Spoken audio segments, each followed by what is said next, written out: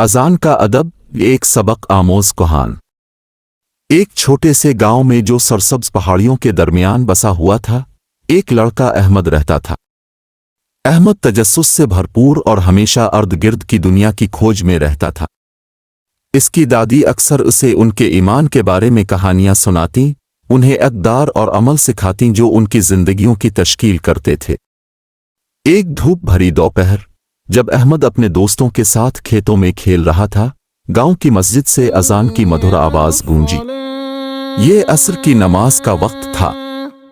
اس کے دوست کھیلتے رہے، لیکن احمد کو اپنی دادی کی بات یاد آ گئی، جب بھی تم اذان سنو، جو کچھ کر رہے ہو اسے روک دو اور ادب کے ساتھ سنو۔ احمد نے اپنا کھیل روک دیا، خاموشی سے کھڑا ہو گیا اور اذان کو غور سے سننے لگا۔ اس کے دوستوں نے تجسس سے اسے دیکھا کہ آخر اس نے کیوں روک گیا۔ احمد نے وضاحت کی، اذان ہمیں اللہ کو یاد کرنے کے لیے بلا رہی ہے۔ میری دادی کہتی ہیں کہ اس کا ادب کرنا بہت ضروری ہے۔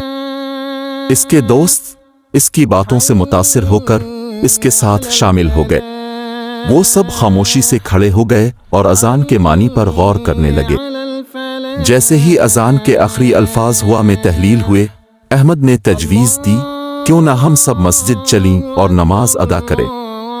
سب نے اتفاق کیا اور دوڑتے ہوئے مسجد کی طرف چل دیے۔